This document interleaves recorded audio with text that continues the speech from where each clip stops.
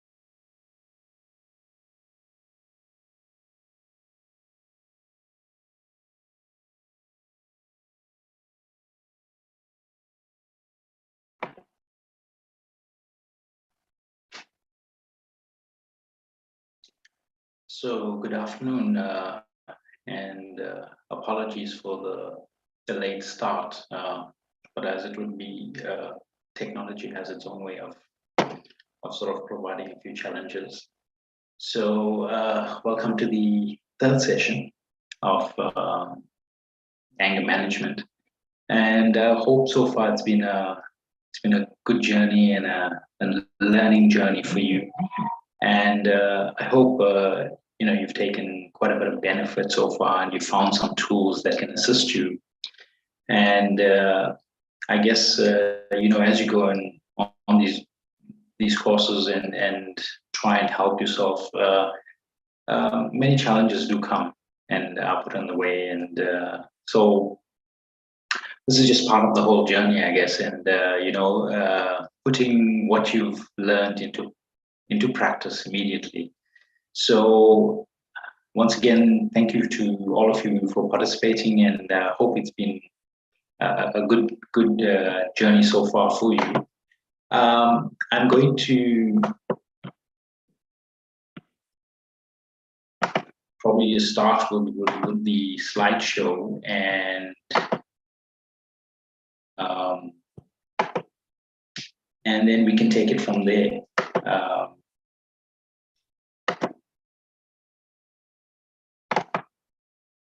So once again, welcome to, well, it's actually session 3, and we're looking at,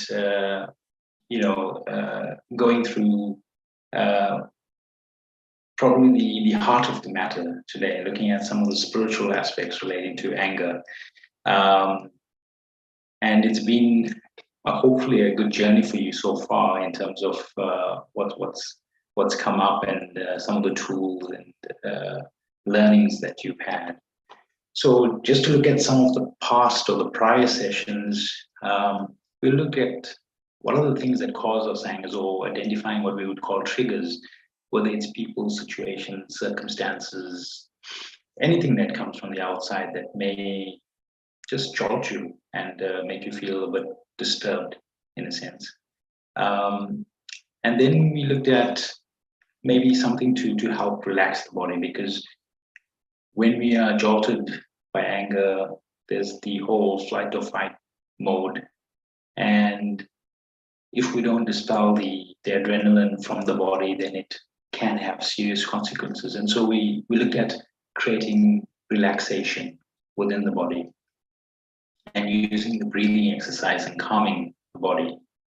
And then in the second session, we looked at the mind and thought and how there's such a close connection between what happens on the outside and the impact on the mind, and more especially the thoughts. And in that, what are the different types of thoughts that I'm having based on the circumstances, situation, or anything that's just around me.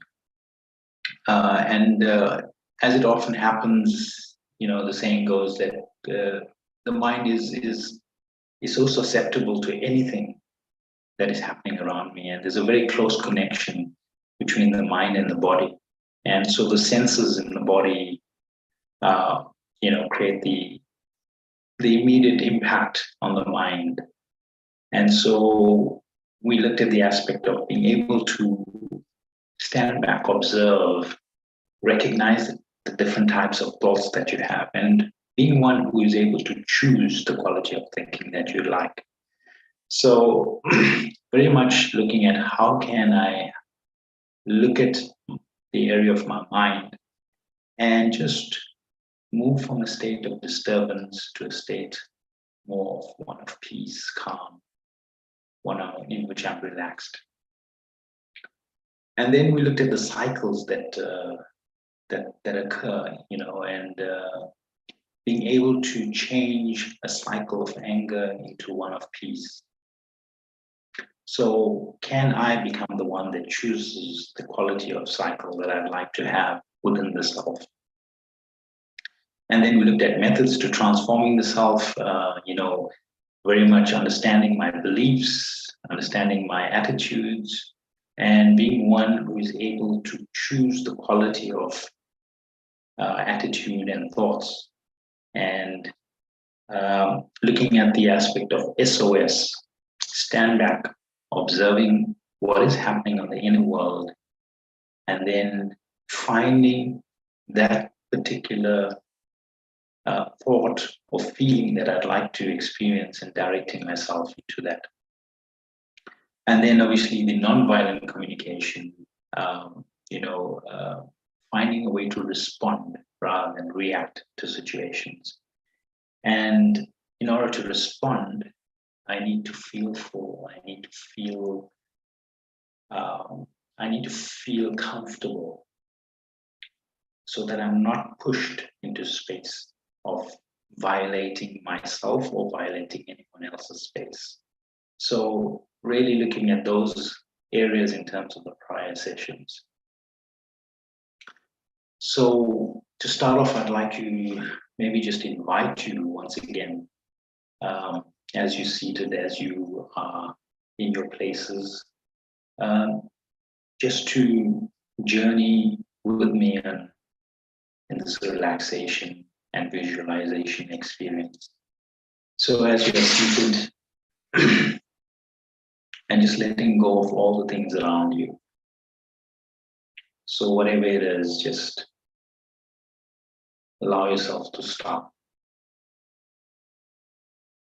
and just feel yourself becoming comfortable in your space.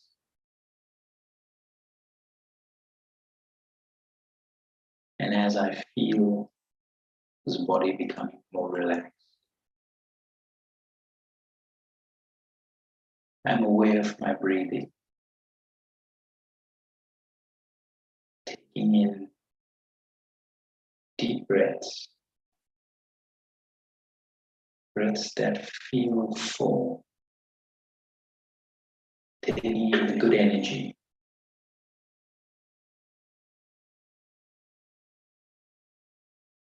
Just allow yourself to become full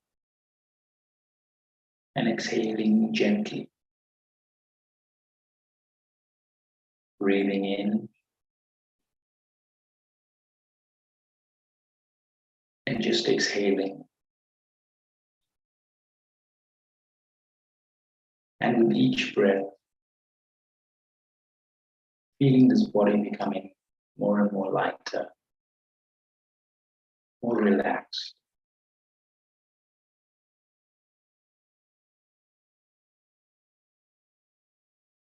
And as this body becomes relaxed,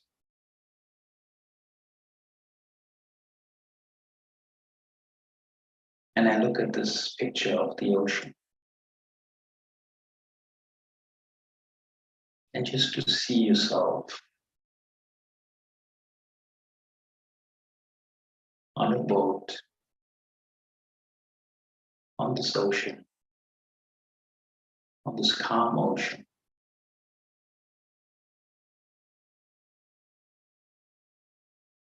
Just gently moving with the current.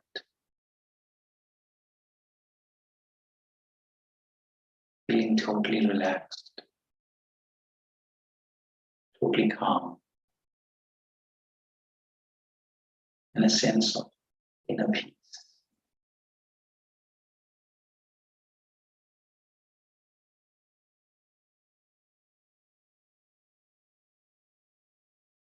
And as I feel my mind relaxed, my mind slowing,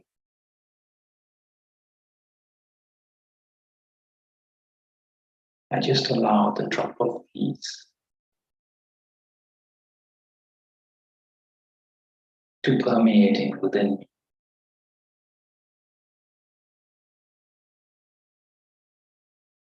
I am peace.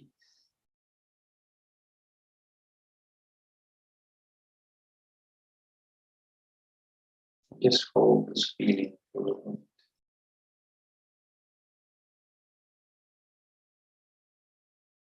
Calm and free.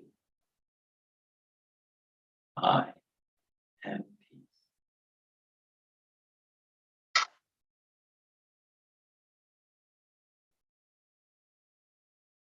Thank you.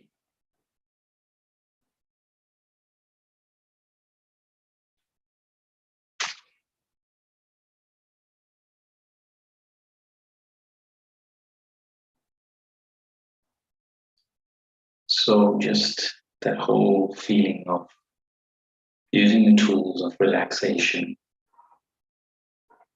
guiding my breathing, and opening up the space of my mind so that I'm able to feel and touch the calm, able to feel and touch the peace that exists within myself.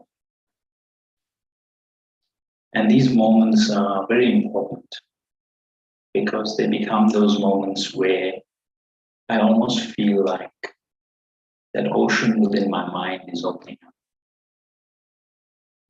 That ocean of peace within my mind is opening up. And so that collective feeling is what helps me to become one who is going to respond rather than react. So, yeah. So we'll look at some of the outcomes from the previous session. And at this point, what I'm going to do is just put up a few questions for you. And we're going to break up into groups while we're on Zoom. And I'm going to ask the team just to look at the number of participants and break up to groups. But maybe if you just want to take down these questions. So these are a few questions just to see where you are, what's been your experience. And the idea is that you would introduce yourself within your group and just share on these 3 questions.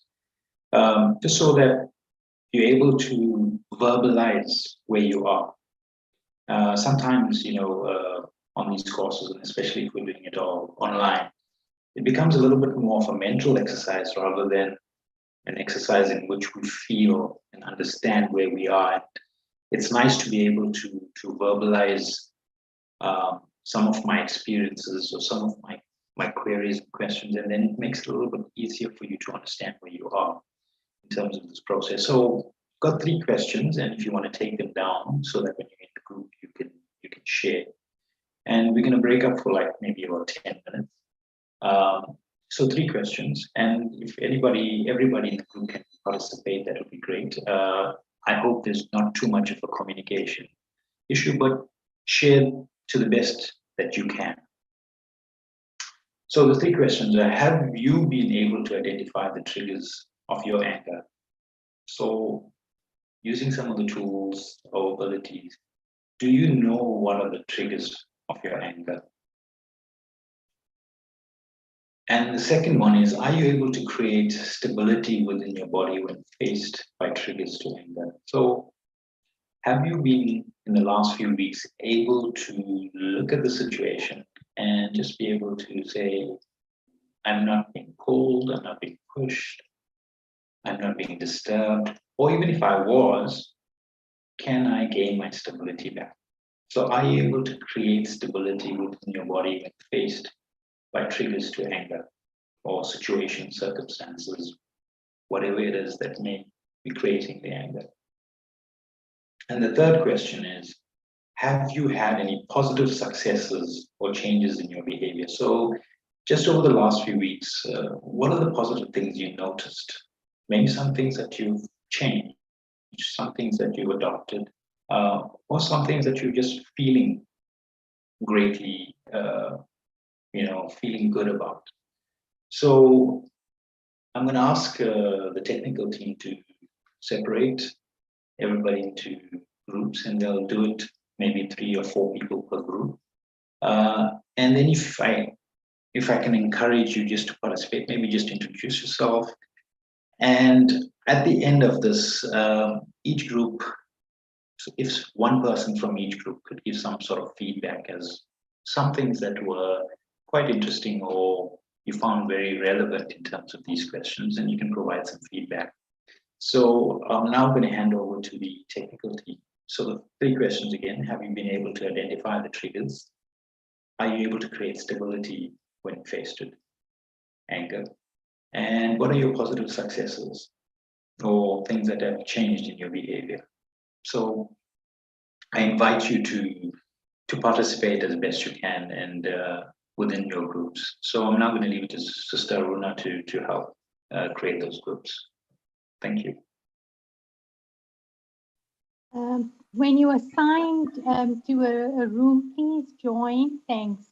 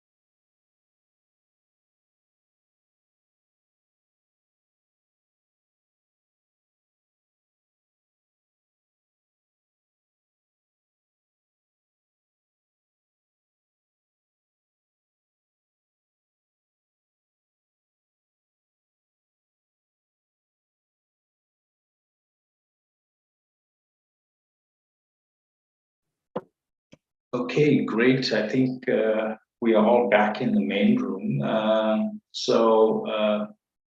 If I think maybe from the other group, if anybody would like to give any feedback on what was shared. Shanti, I would like to share. Yes, please. Thank you. Well, I was with two sisters from Brahma Kumaris, and it was very nice conversation. One of them had already had a lot of achievements. All the achievements were in relation to familiar topics, and she could realize that when she changed, her son changed too, and he perceived the power of the change. I don't know if it is enough clear, because I am not native in English. No, well, that's fine. That's great. Thank you. Okay. The other sister told that she could realize that ego was the trigger of her anger, that she, independent of the situations she faced, was her own ego, what drives her to anger. And I shared that I was facing a big challenge in my familiar relationships, and the class has been a wonderful help. I got some tools to apply to become more successful on on anger management. That's it. Thank you very much, brother, and everyone. Thank you. Brother Michael, would you like to share anything in terms of the discussion? Yes, I was just saying that once we understand, we can control that anger. Even if we notice a trigger coming along, I find that I detach from the trigger, and I'm able then to see it, observe it, and very often I'm able to see that the person who is supposed to be causing the trigger is really having their own issues and their own problems, and that gives me that compassion to be able to deal with it. And one thing I found, I was helping somebody with anger management, and I noticed that the relaxation part of it, this person was not breathing deeply enough. They breathe up to the count of 3 or 4, and then the lungs are full, but it shouldn't be. The lungs should take at least 8, 9, 10 seconds to fill up. So they must breathe. I think the very important thing is to learn how to breathe correctly so that you have a proper relaxation exercise. Thank you so much, brother. Great, thank you. Yeah, so I think when we hear what others say, and when we even listen to ourselves, it's a very important thing, because there's many things that are being reinforced in that process. So these methods of sharing and being able to listen are also tools that are important in terms of overcoming our anger. And I'm sure, things that you've been contemplating, maybe somebody had shared, and it might have just had a penny drop moment as well. So I think it's very important to see and be able to participate and to look at these things, and some nice, feedback in terms of looking, obviously, like Brother Michael was saying, be able to breathe deeply, not shallow, so that you relax your body and free yourself from that strain when encountering anger. And then other aspects of just being able to identify triggers. And so you can see yourself separate, be able to detach from them. Know that you're not under the influence and you don't have to feel the way somebody's trying to make you or forcing you to. Be the one who chooses what you'd like to. So great, thanks for that feedback. I appreciate that. So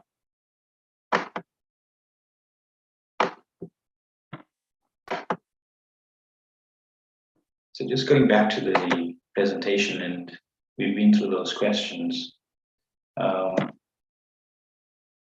So now to look at, so what are we doing today? Today is really just looking at the area of our spirituality and how that can help us overcome anger. And what you may have noticed is that when we look at the anger cycle, a lot of the triggers are just coming from the outer world, but the impact is in the inner world, somewhere in the area of my thoughts, my feelings, my emotions.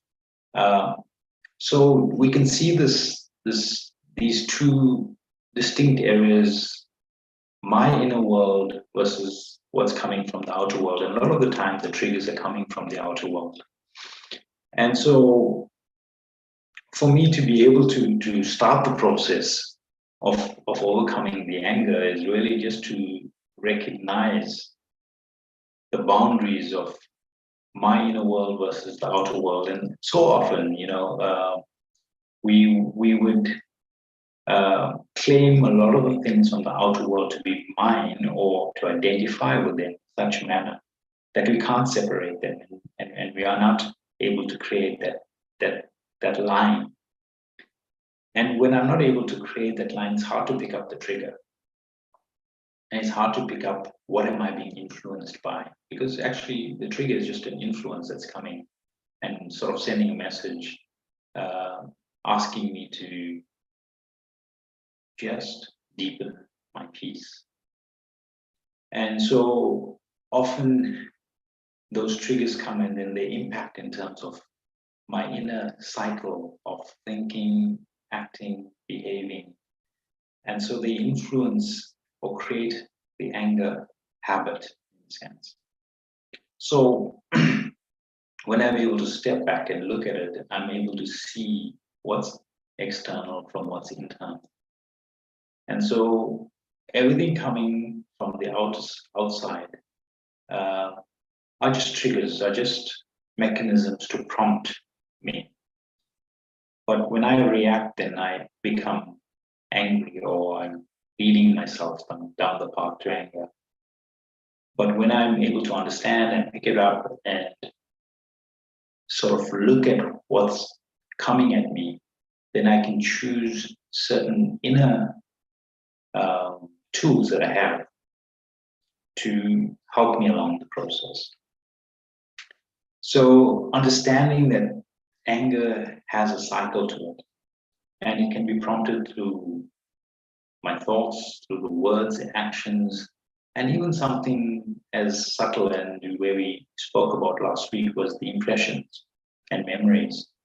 So sometimes you find people who just seem to carry a burden of the past quite heavily. And whenever there's a trigger about talking about the past, about talking about things of the past, and it could be many things, it could be situations in the family, it could be situations in the world, situations in communities. We find those things or those impressions can actually rile you up or create an upheaval inside you. And so it's very important to be able to look at it and understand it, that where is it that I'm feeling, or where is it that I'm feeling this anger impact? Is it just that my thoughts have become, scattered, or has it reached a stage where the habits of my language and actions are being aggressive or violent? Or is it that when somebody tells me about something about the past and it riles me up because maybe something unjust happened or something happened that wasn't so good? And so we can see that various spaces can actually impact in terms of the anger cycle, you know. And it's important for us to be able to also look at the anger cycle and see where these influences are coming, so that I can start to change the pattern. And so if it's the level of my mind that something comes and then I'm agitated in the mind, then what are the thoughts that I want to have? What are the thoughts that I want to hold? When it's things from the outside in terms of behavior and action, can I see how I'm behaving and what is it I'm responding with in terms of my words and actions? And then the impressions.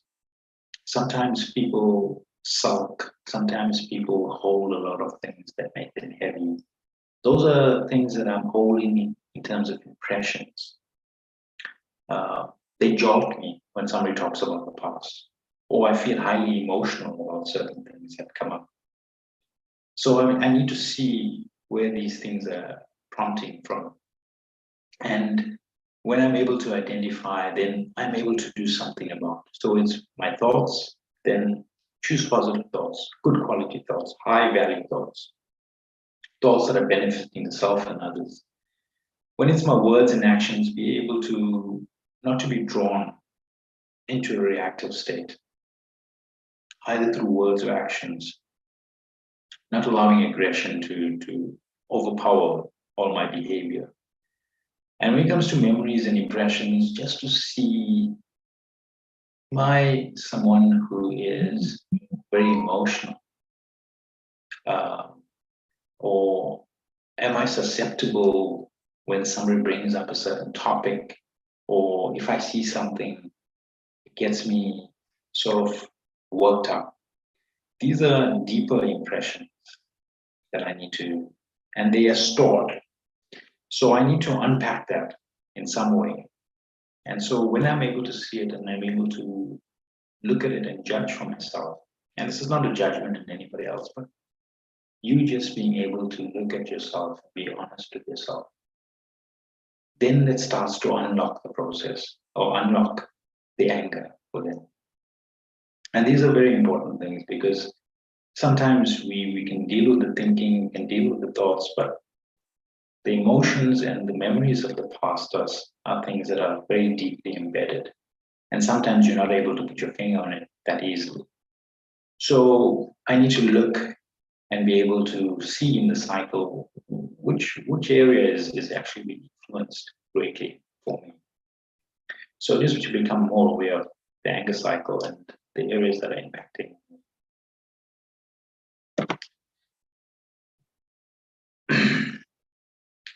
So one of the things that we looked at last week was the area of our beliefs and values and experiences influencing the perceptions and attitude, which then impact on the thoughts. And this is like, you know, looking at a pyramid in a way that beliefs were the foundation, values are the foundation, and they influence my attitudes and perceptions, whether it's perception of the world, myself, any number of things. And then they also influence the attitudes and ultimately the feelings, thoughts, and emotions. But the base that we've not looked at is really looking at what is the identity that I'm holding. And so often the identity is the one aspect that leads us to understand the types of values and beliefs that we have. So this question of identity is really a big one. And when I'm able to understand how I look at myself, what is the identity that I associate for myself, then it's very important, and you know, that I can really look and be able to assess the type of beliefs and the values that I have. Where is it coming from? So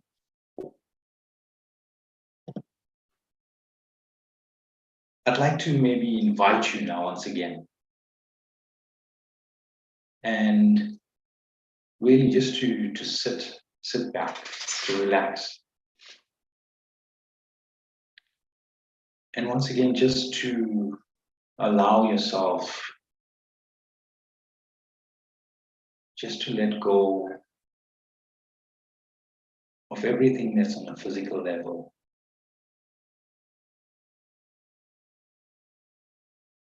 Just let your hands be free, your feet free. And just allow your body to be as calm.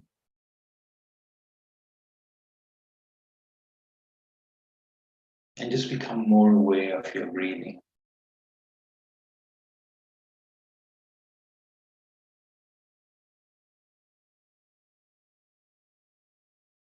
Breathe in. Breathe in deeply. And just to exhale.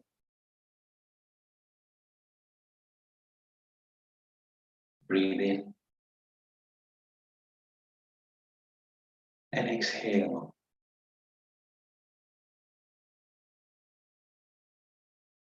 And as you do this, just become more aware of the self,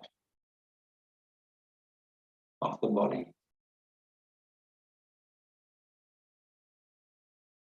And feel yourself being in a calm space, relaxed body.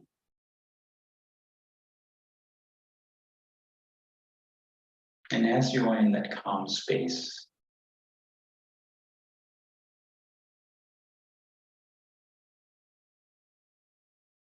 I'd like you just to contemplate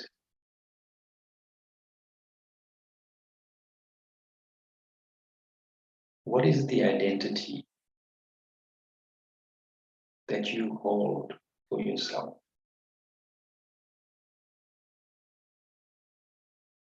Who are you?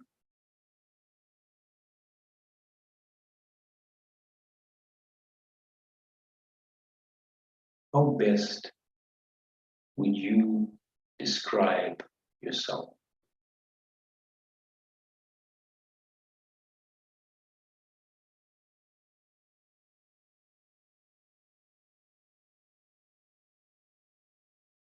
So if you have some paper close by, just to spend a few moments and just to write down, what is the most dominant identity that you hold of yourself? And there may be a few.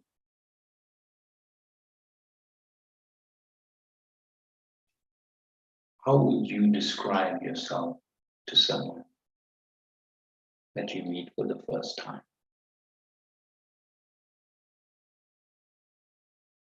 So spend a minute or two and just note down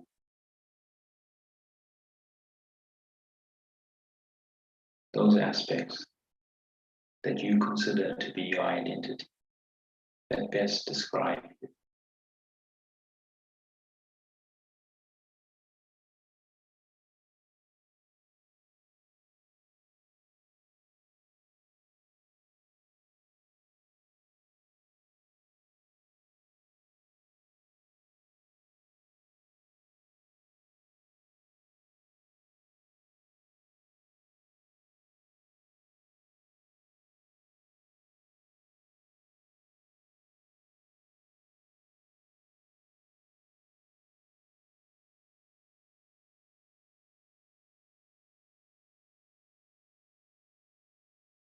So whatever it is, there's no right and wrong. But how would you describe you?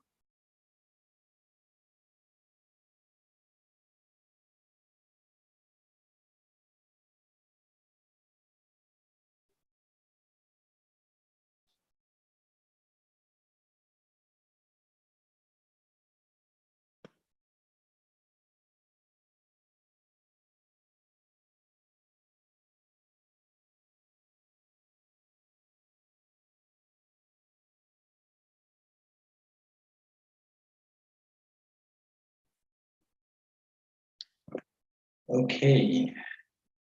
So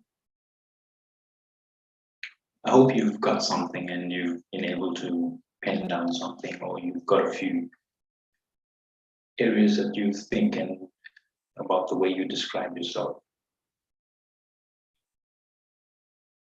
So maybe we can just have a few comments or sharings, and I think we've got a small group, so it's not necessary really to break away into any groups. But how would you best describe yourself? And I think it's okay for the next couple of minutes if you want to unmute and just share. What is the best way that you would describe yourself?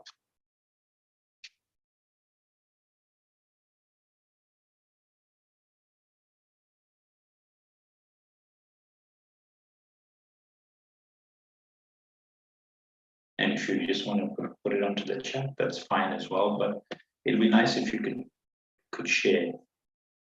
Shall we say nice things about ourselves, or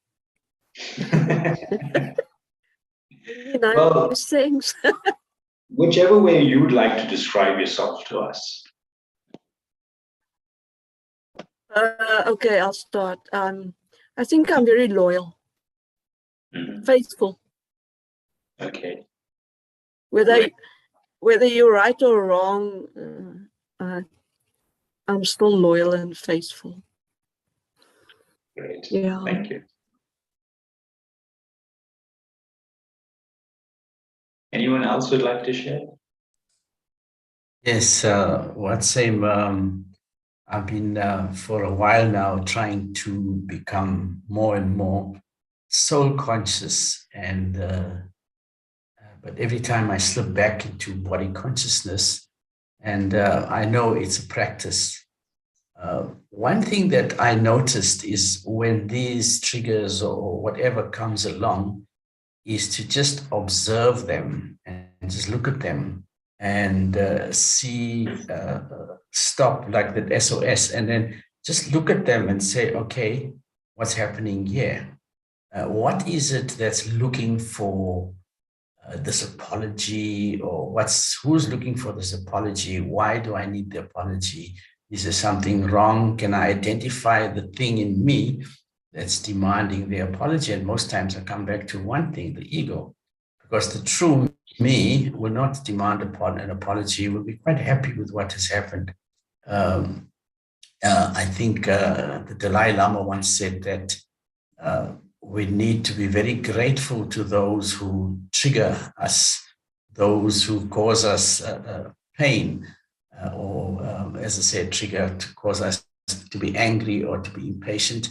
I remember I had a 5-year-old little boy who taught me something beautiful about patience.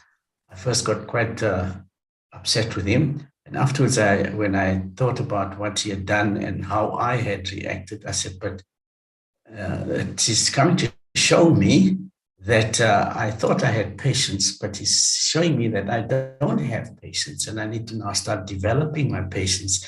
And it was a very beautiful step from that point. I don't forget him. He's 8 years old. The other day he called me because it was his birthday, and I reminded him about that, and we had a good laugh together about it. But I think to see the opportunity in any of those triggers, in those painful moments that come along, and say, what are you coming to teach me? And normally when we do that, we will find something beautiful in there. Thank you. Thank you. So anyone else would like to share about how do they identify themselves? So how would you introduce yourself to us?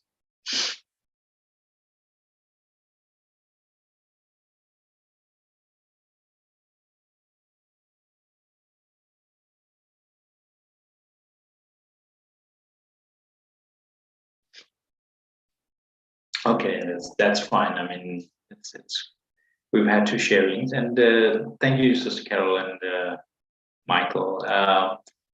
Yeah, it's, each one of us would would have a different description of ourselves. And sometimes it's about where I come from, sometimes it's which family I belong to, sometimes it's about the role I play, sometimes it's about the things that I do. And so there's different ways in which we would describe ourselves in terms of, and there's no wrong or right. It's just an indication of where I am at, you know.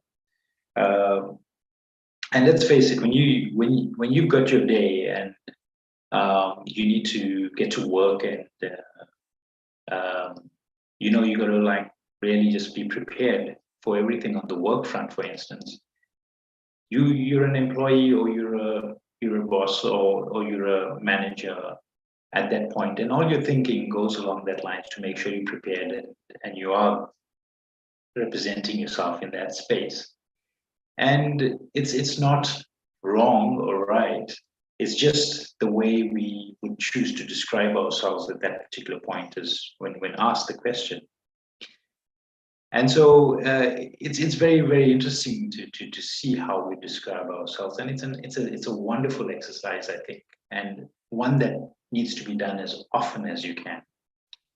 And the reason is that a lot of the time, when I'm able to find the identity or the space I'm identifying with for myself, that will a lot of the time tell me my beliefs and my values that I hold. And then that will tell me about my perceptions and my attitudes. And then that will tell me about the quality of my thoughts that I'm having. And so if I just give you the example of somebody who's a teacher, for instance, and they need to prep for their week ahead, and they're going to school, so they need to be, you know, quite sharp when it comes to the kids. So their thinking is about how to impart education, how to make the lesson relevant, how to give the kids the best that they can when they're there. And so I'm sure if you had to stop that person on the road and you know, you had to ask them, so who are you and where are you off to? They're going to say, well, I'm a teacher, and this is what I'm doing, and this is what I'm going to do today, and this is how I'm going to go about doing it. So if you look at it, that's their identity. What's their values? Their values at that point is, I need to impart knowledge. I need to share knowledge with those kids that are in front of me. What is their attitude? One of giving. How can I bring benefit to those young minds in front of me? And their thoughts are, well, what is it that I need to do in this lesson that will enhance the way this kid is feeling, or the way this child would learn this? So that's one way in which we look at an identity. And we all go through different identities in the day. And there's no one that's right in a way, but it's important for us to try and understand that when you look at an identity, it's something that is a little bit more deeper in a way. It is something that is not necessarily going to change according to circumstance and situation, but it's something that's really foundational to who you are. So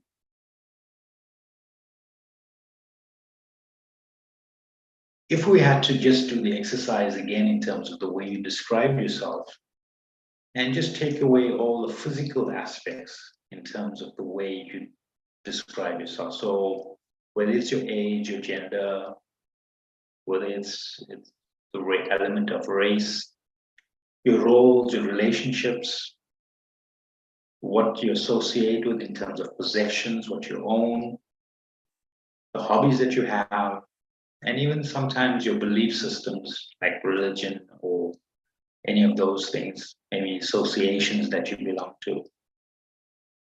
And take away any of the negative aspects. So if we had to do that, if you took away all the aspects of the physical way of describing yourself by your roles, relationships, possessions, hobbies, what would you be left with in your experience?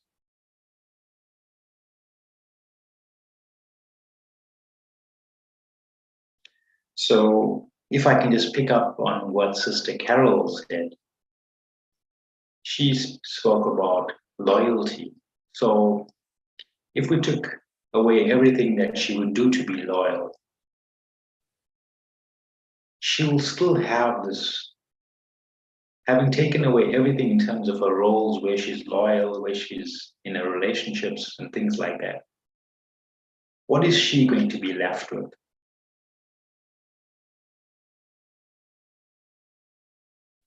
Sister Carol? She won't have a mask anymore. She won't just have a be- mask. Mask, yes. All right. And what will she have left? She will just be light. She'll just be light. She'll just be loyal, right? Just a So point. it's just the quality of loyalty is what will be her embodiment. So in a similar manner, it's very important for us to try and understand that when I take away all the things that I wish to describe myself in terms of an external roles, relationships, physical features, associations, belief systems, that which I am left with gets closer to the core of who I am and my identity.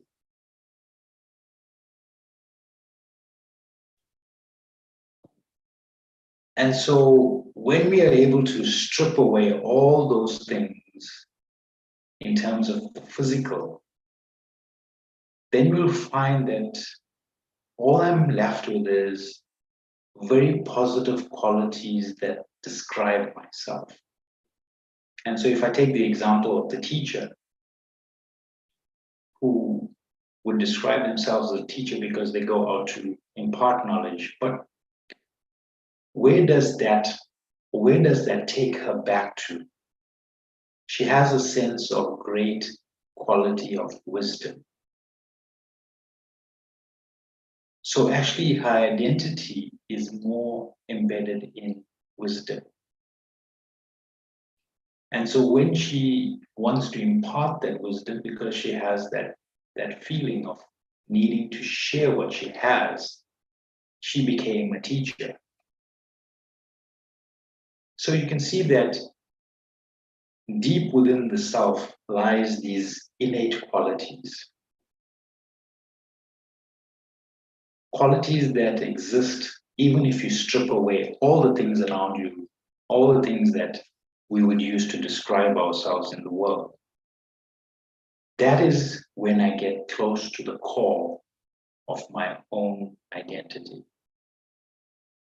And so if I had to take away all the things that a teacher would use to describe themselves, then the number one quality may be that of being wisdom.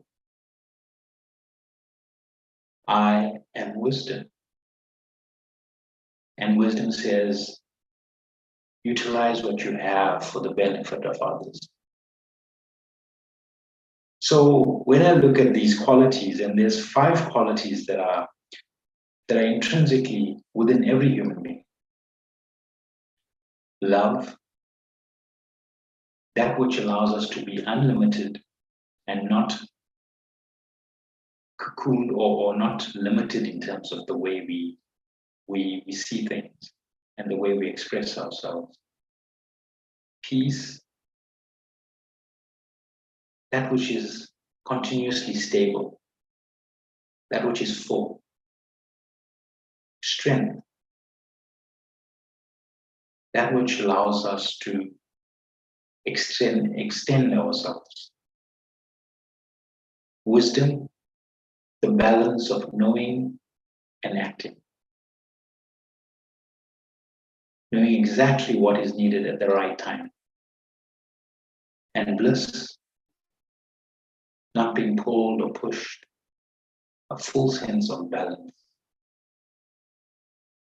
And so when we look at ourselves, we are an accumulation or a combination of any one of these qualities. And when these qualities, when I'm able to find myself going back to who I am, it's one of these qualities that is the core, the foundation of my existence. Sorry, brother, can you please Yes. repeat? Can you please repeat what do these innate qualities allow us? So the innate qualities are those qualities that are deeply embedded within the self, and it's natural. Everyone has that. It's just that sometimes it gets covered.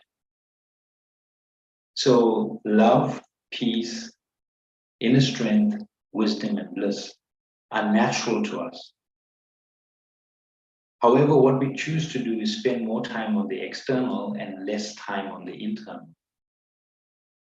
So when I'm able to really go deeper beyond all the physical ways of describing myself, whether it's through relationships, whether it's what I do, whether it's roles, then I need to see which one of these qualities lies behind my expression.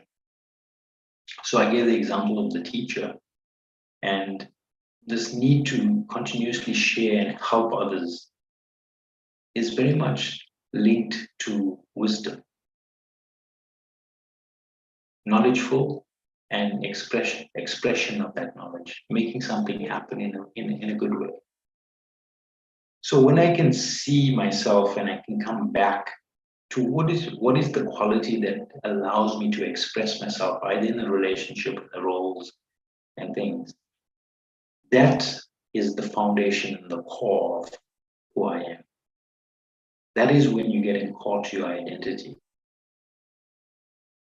Because anything that can change is not really your identity. And if you look at many of the things like your career, it can change. Relationships can change. Your body changes. Some of your habits and hobbies, they change. So what is it within the self that won't change? And sometimes you find these qualities, like a teacher might be was a kid that really loved sharing everything when she was young. And then as she grew up, she found the need to express to other youngsters and to empower their minds. But as she gets older, that doesn't mean she won't be able to teach. It's just that she'll express that in a different way. But the core is the inner wisdom that allows her to do that. So in the same way, it's very important to see what are these qualities and which one of the qualities do I have that is core to my existence. And so these innate qualities allow you to stay close to your identity, your original identity. And these are innate, meaning that you don't have to search for them outside. They are there, they are embedded within you. It's not a question of I should have it, or I need to have it, or how can I have it? It's a matter of going deep and uncovering it. So these are qualities natural to us. But living in the world and living in this current existence pulls us outside more often, and where we are usually a lot of the time just making decisions on an external level rather than coming from the space of your inequalities. So it's wonderful to be able to just go deep inside and see which one of these qualities best describes you in terms of your identity. So if you had to look at love, peace, strength, wisdom, or bliss, which one best describes your identity? And remembering that it's not that you only have one of them, you have all five of them. But maybe the one that is more expressive comes out a little stronger. So remember that you have these inner qualities and they are natural. So something that's important for us to understand is that when it comes to time, anything that starts off very powerful over a period of time will lose its power. And that's called the law of entropy. So things start off really full, and as time goes on, it reduces in its power. So there's a transfer of energy. And it's the same aspect with us, is that originally we are all full of all of these qualities of love, peace, strength, wisdom, and bliss. But as time goes on, and my interaction and the world requires more of me, the power reduces. So the love starts to get a little bit diluted. The peace gets more diluted. And over a period of time, what happens is we find that we reduce these qualities. And then we start to look, how can I get it? How can I get it? And we're looking in external spaces. So the law of entropy says everything over a period of time will reduce in terms of its energy. And then there's another law, and this is the law of action. So the law of action or karma says for every act, there's an equal and opposite reaction. And so we are subject to both these laws. No matter what happens, we are subject to these laws. So we are bound to act. Nobody's born and doesn't act. Even a child, when he's born, there's action. Even if it's a cry or a smile, there's action. And so the law of karma says, based on my identity, I make choices. So if I have a more spiritual identity, like that of love, peace, or happiness, what are the type of choices will we make? Can you see the difference? If I identify myself more on a physical level, then the choices are more physical. But if I choose to identify myself more deeply in terms of who I am, then my choices are also according to that. And those choices then lead to an experience. And those experiences are confirming my identity. So just think about it. If we take the example of the teacher again, and she uses the quality of wisdom and her choices to impart knowledge, and so she became a teacher, so everything she did was towards that. And when she's in school, she imparts this knowledge, and then at the end of the day, there's this little note that comes from one of the kids and says, "Thank you, ma'am. That really helped me. What you shared has really made a difference for me." That then confirms her identity, that wisdom brings liberation to someone. And that experience then reinforms the identity of being one of wisdom. And so we have short-term experiences and then long-term experiences. So every day we do something and it gives us experience. But over a long period of time, there's a collective experience. And then we call that the sum of your long-term experiences is your destiny. So continuously going back to that school and teaching all the kids makes you an educator. And so that's your destiny in a way, that I am an educator, I impart knowledge. And so that brings the karma. That means what I send out into the world will come back to me. So I get rich experiences from others in terms of my own learning. And that's called the law of action. What I put out there will come back to me to help reinforce who I am. And it's very important to see this, this action or this law in its practical sense, because when I understand the identity that I'm coming from, I know the consequences of the experiences, the destiny, and what's to come back to me. And this is very important in terms of anger. when I'm getting angry, what identity am I coming from? It's certainly not your original identity or one that is foundational to you. It's an adopted identity. It's something that I am not really.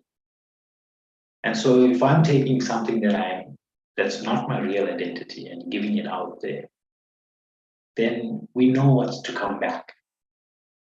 And so if you try and understand this, and I gave this example of, just having a taxi driver, for instance, cut in front of you, it may create an impact on you in terms of your mind, and you may blurt out a few things. And then somewhere along the line, you'll see the impact in terms of your body.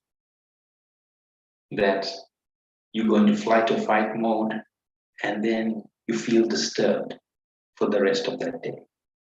It's only because I've acted out of a wrong identity and a wrong awareness. And the karma of that is that the body felt the impact. And so when the body felt the impact, I don't feel that great. I feel lethargic because I lost energy. So you can see the direct correlation between how I look at myself, the choices I make, and then what the impact is on me. And that reaffirms my identity. So it's a very important thing to try and understand that I need to be seated in the right awareness of my identity. Who am I? And when I'm one of these qualities of either peace, love, happiness, or wisdom, or strength, then the return has to be on those levels. When I'm acting from a temporary space, then the return will be temporary. And so we can see this very clearly in terms of the world, the situation. Even righteous anger is actually brings a lot of damage to the self. You start off with the right intention, but actually then you go wrong by becoming angry. And so then there's no benefit in that whole experience.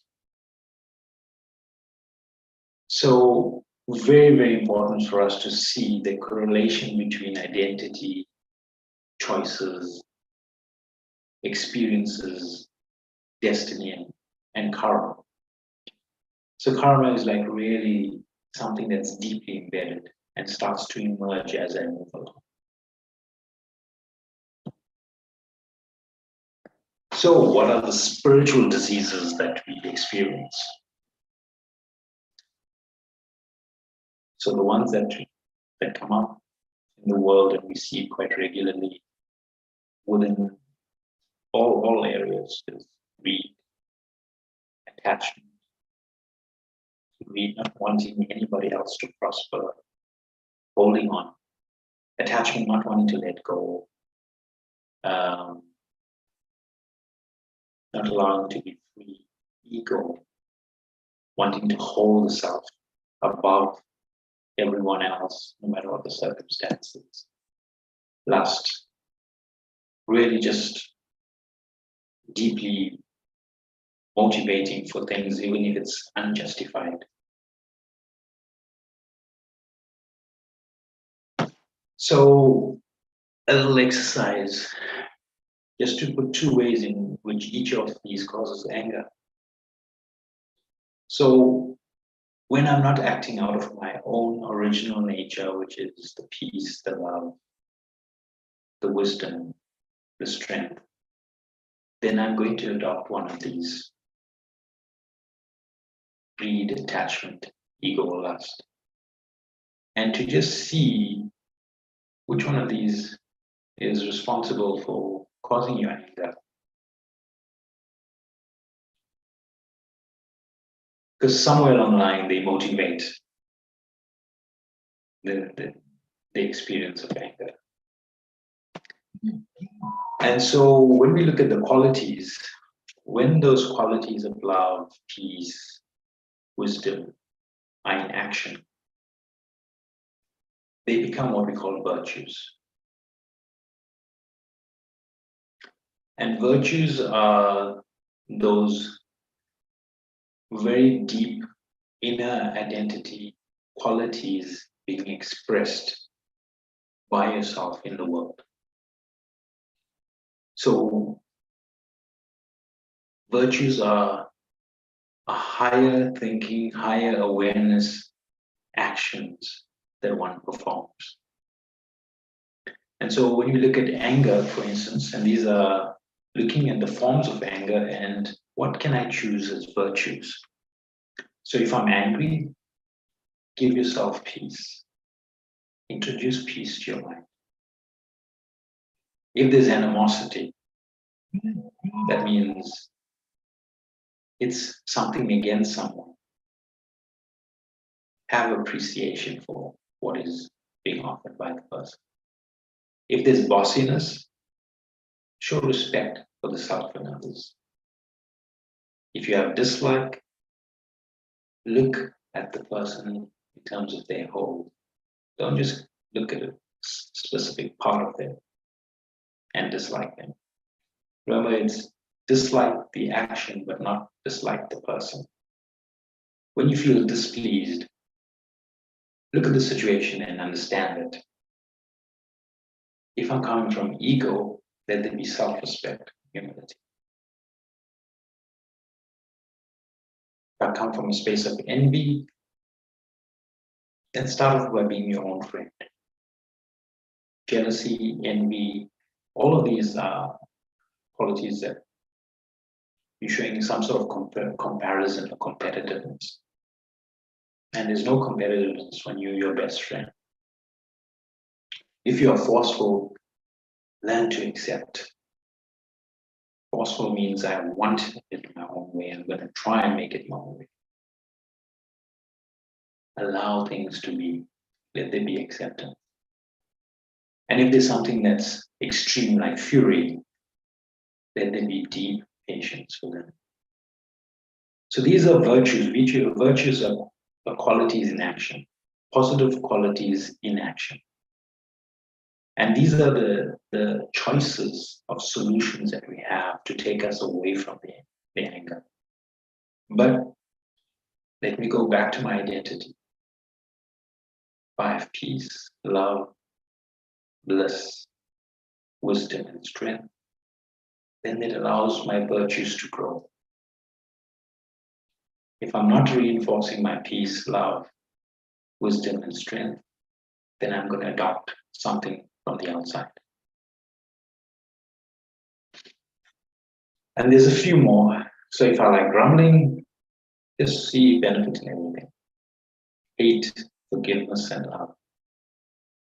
And some of these are quite extreme. Hate, let there be forgiveness. First forgive the self and then show the appreciation in terms of the love. If I am impulsive, have self-control. Irritation, allow flexibility. Jealousy, count your blessings. Don't have comparison and competition. If you have an off mood, have positive awareness. Don't allow yourself to sink into the off mood. If there's resentment, let there be understanding. Any revenge, just feel the sense of letting go. You don't need to correct something, you don't need to bring justice, let go. There's sulking, let there be maturity. And if I feel upset, replace that with the virtue of stability. So see yourself with these solutions. Virtues are solutions to different forms of anger. So, just to look at in terms of a summary, we looked at expressions of anger, the effects of anger, the roles, thoughts, attitudes, and beliefs, consciousness and subconscious, and today we looked at the spiritual solutions. So what are those inner qualities that I have that can help me feel much better than where I am. And this is very important, is that when I can find myself in the right space in terms of my identity, when I can identify myself in terms of the peace, the love, wisdom, strength, then the benefit of that is automatically a virtue will emerge in my awareness and action. And so how can I bring that more into my awareness? And so we've been doing relaxations, reflections, visualizations, and the need to meditate, to become more silent inside, to become more aware, to become more introspective, and then allow myself to be concentrated and very consciously experience one or another of these inner qualities that I possess. And so when I'm able to do that, then it's like taking the dust off those inner qualities and allowing them to emerge. And so there's a deeper feeling and a deeper experience in terms of my naturalness. So we're going to close off with the meditation and go deep into an experience. But before we do that, any comments? Anybody would like to share anything in terms of this last session? Anything that you need any more clarity? Shanti, brother, will you give us some homeworks? Some homework. Yes. Okay. Well, Can we go, definitely, please, to the homeworks before going into the meditation? I must Sure. leave in 1 minute then. Okay. So the homework is really from today's exercise or from today's assignment is really just to look at, to really go into what are the identities that I hold of myself. And then to really go deeper to find what is the quality that is strongly the one that I identify with. So either the love, the peace, the wisdom, the bliss, or the strength. So spend time going much more deeper until you find that what is the core of my identity? Which quality really is my identity? And then see that for yourself, how it gets expressed in your relationships, in your connections, in terms of your personality, who you are. Is that okay? So go deep into your quality. Which quality do you hold strongly for yourself? And then to see that in terms of your various relationships, your connections, and contacts in terms of people. And see how you can enhance that more in those connections. I hope that's okay.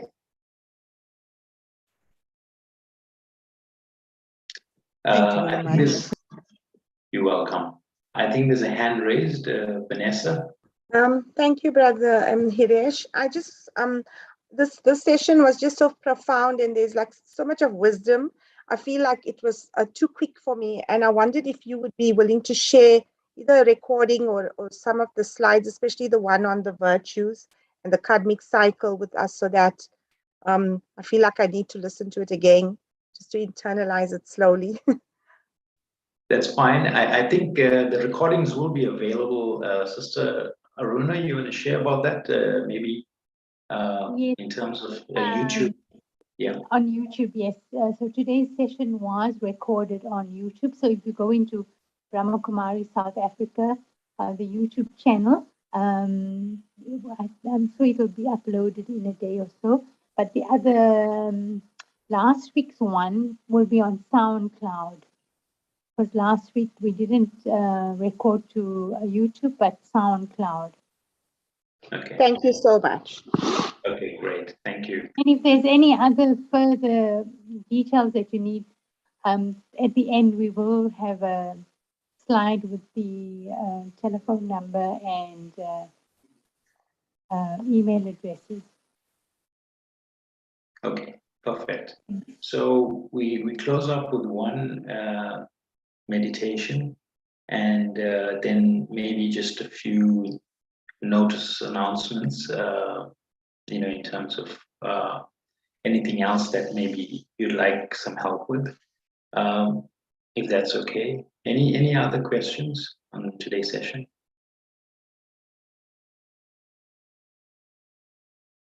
Okay, so just an invitation to all of you to be comfortable, be relaxed.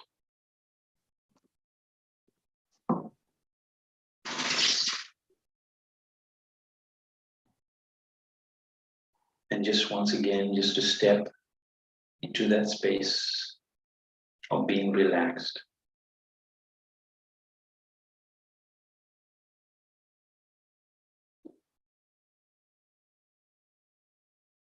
And just feel your body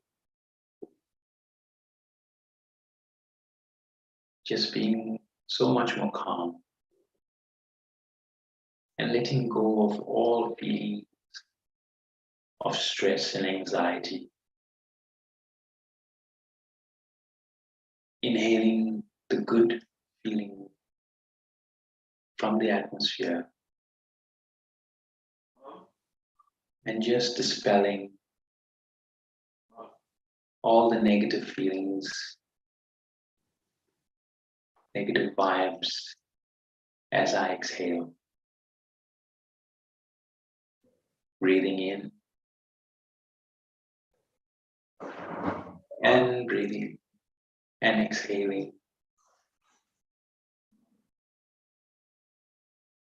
Breathe in and exhale.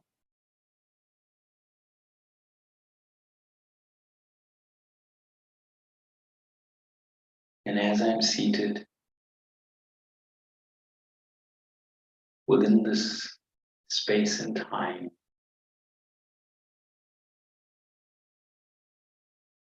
I just feel this body becoming lighter.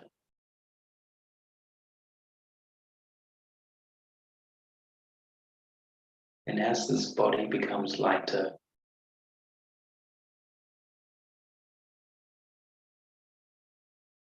the space of my mind seems to open up.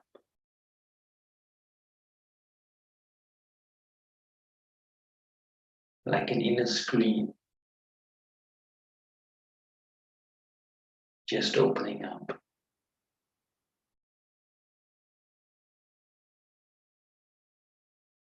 And this inner screen may have many things, many thoughts, many feelings, emotions.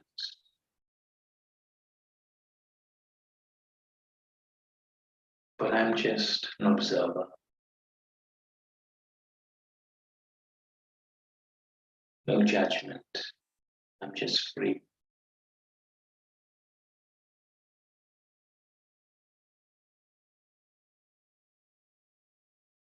And on the screen of my mind, I see a question. Who am I?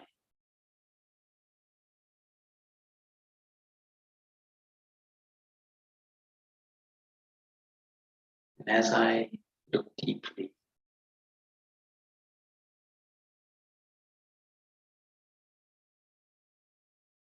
I allow my mind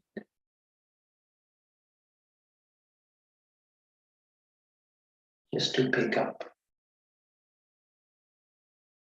this one inequality of peace.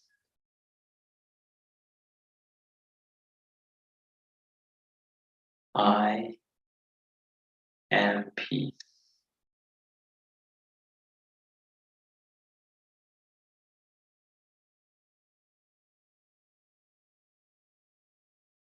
I am a being of peace.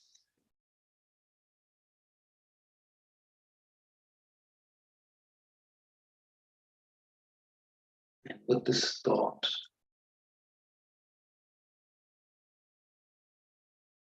there's a feeling of inner calm, inner light.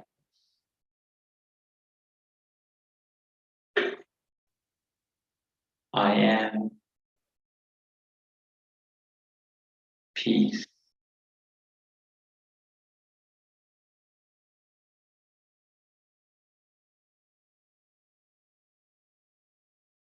Peace is my natural nature.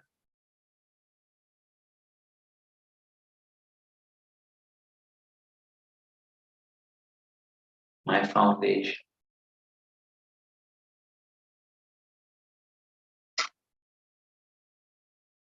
And from this peace, there's stability,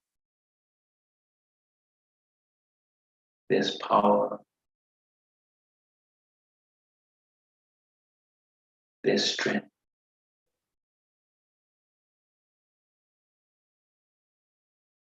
I am peace.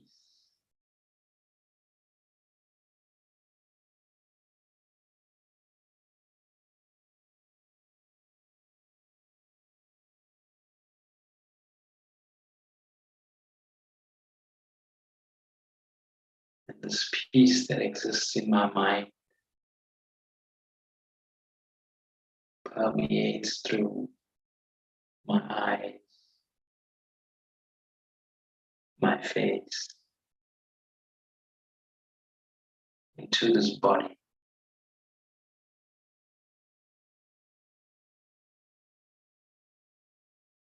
An absolute feeling of inner calm, inner strength, just fills my space.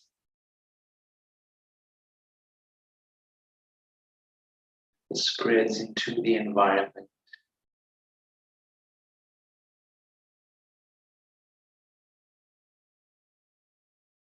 I am peace.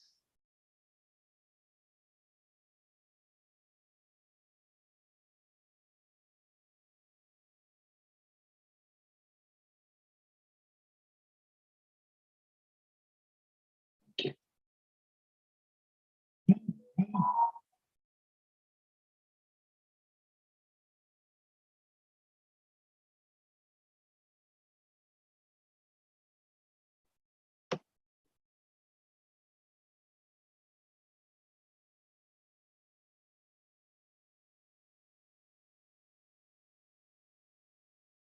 So just to maybe look at some of the aspects in terms of your toolkit. So you've been given relaxation and breathing, SOS, stand back, observe, and steer your thoughts, using the power of affirmation, allowing yourself to keep your true identity in front of yourself. Who are you? And then becoming more reflective, more introspection, and meditative. So these are some of the tools that you've been provided with. And if you'd like to explore more of these self-empowering tools, the invitation is to make contact with one of your centers, or to check the online programs that I held. And so you can check the centers closest to you, and I'm sure the centers in charge will be very happy to facilitate any meditation or self-empowering courses that you may want to be part of. So at this point, I think just to say thank you for your participation, and hope it's been beneficial to you. And remember, this is not the end. This is just the little start that you've got. You can achieve any number of things with consistency and just applying yourself with what you have. And it's anger is something that, if you look at the world today, there's any number of things can actually trigger off something inside you.